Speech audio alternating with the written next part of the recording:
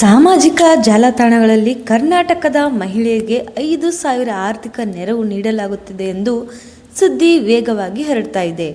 ವಿಶೇಷವಾಗಿ ರಾಜ್ಯದ ನಾಯಕತ್ವದಲ್ಲಿ ಬದಲಾವಣೆ ಸಂಭವಿಸಿದ ಬಳಿಕ ಮಹಿಳೆಯರ ಬ್ಯಾಂಕ್ ಖಾತೆಗೆ ನೇರವಾಗಿ ಹಣ ಜಮಾ ಮಾಡಲಾಗುತ್ತಿದೆ ಎಂದು ಅನೇಕ ಕಡೆ ಕಾಣಿಸಿಕೊಂಡಿವೆ. ಈ ಸುದ್ದಿ ನಿಜಾನಾ? ಸರ್ಕಾರ ಅಧಿಕೃತವಾಗಿ ಯಾವುದೇ ಯೋಜನೆ ಘೋಷಿಸುತ್ತಾ? ಯಾರು ಅರ್ಹರು? ಅರ್ಜಿಯನ್ನು ಹೇಗೆ ಸಲ್ಲಿಸಬೇಕು ಎಂಬ ಸಂಪೂರ್ಣ ಮಾಹಿತಿಯನ್ನು ತಿಳಿದುಕೊಳ್ಳೋಣ ಬನ್ನಿ. ಹೌದು, ಕರ್ನಾಟಕ ಸರ್ಕಾರ ಕಳೆದ ವರ್ಷಗಳಿಂದ ಮಹಿಳೆಯರ ಅಭಿವೃದ್ಧಿಗೆ ವಿಶೇಷ ಒತ್ತು ನೀಡಿದ್ದು, ಮಹಿಳೆಯರ ಆರ್ಥಿಕ ಸ್ವಾವಲಂಬನೆ ಮತ್ತು ಸಾಮಾಜಿಕ ಭದ್ರತೆಯನ್ನು ಹೆಚ್ಚಿಸುವ ಉದ್ದೇಶದಿಂದ ಗೃಹಲಕ್ಷ್ಮಿ ಯೋಜನೆ, ಶಕ್ತಿ ಯೋಜನೆ, ಅನ್ನಭಾಗ್ಯ ಯೋಜನೆ, ಯುವ ನಿಧಿ ಯೋಜನೆ, ಗೃಹ ಜ್ಯೋತಿ ಯೋಜನೆಯಂತಹ ಯೋಜನೆಗಳು ಲಕ್ಷಾಂತರ ಕುಟುಂಬಗಳಿಗೆ ನೇರ ಪ್ರಯೋಜನ ದೊರೆತಿವೆ. ಮಹಿಳೆಯರಿಗೆ ಆರ್ಥಿಕ ನೆರವು ನೀಡಲು ಈಗ ಬಂದಿರುವ ಸುದ್ದಿ ಪ್ರಕಾರ 5,000 ಸಹಾಯಧನವನ್ನು ನೀಡಬೇಕು.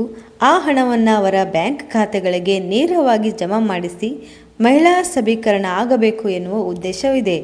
ಒಂದು ವೇಳೆ ಈ ರೀತಿಯ ಯೋಜನೆ ಜಾರಿಗೆ ಬಂದರೆ ಹೆಣ್ಣು ಮಕ್ಕಳಿಗೆ ಮನೆಯ ಖರ್ಚು ನಿರ್ವಹಣೆಗೆ ಸಹಾಯ ಆಗುತ್ತದೆ, ಆರೋಗ್ಯ ವೆಚ್ಚಗಳಿಗೆ ಸಹಾಯ ಆಗುತ್ತದೆ, ಮಕ್ಕಳ ಶಿಕ್ಷಣಕ್ಕೂ ಸಹಾಯ ಆಗುತ್ತೆ, ಇನ್ನೂ ಹೆಚ್ಚಿನ ರೀತಿಯಲ್ಲಿ ಆರ್ಥಿಕ ನೆರವು ಸಿಗುತ್ತೆ.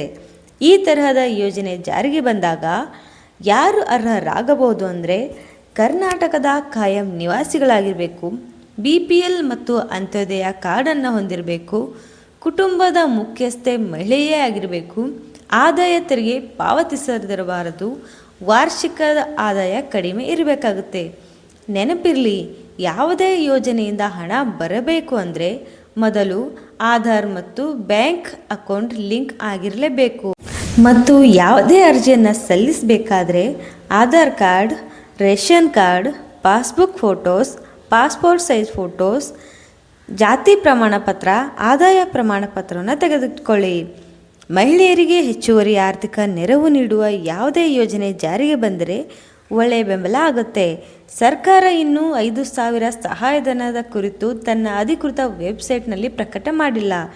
ಸರ್ಕಾರದಿಂದ ಅಧಿಕೃತವಾಗಿ ಮಾಹಿತಿ ಬಂದಾಗ ತಕ್ಷಣವೇ ಹೋಗಿ ಅರ್ಜಿಯನ್ನು ಸಲ್ಲಿಸಿ. ಮತ್ತೊಂದು ವಿಶೇಷ ಮಾಹಿತಿಯೊಂದಿಗೆ ಸಿಗ್ತೀನಿ. ನಮ್ಮ ಆಲ್ ಅಪ್ಡೇಟ್ಸ್ ಕನ್ನಡ ಚಾನಲ್ನ ಸಂಪರ್ಕದಲ್ಲಿರಿ. ನಮಸ್ತೆ.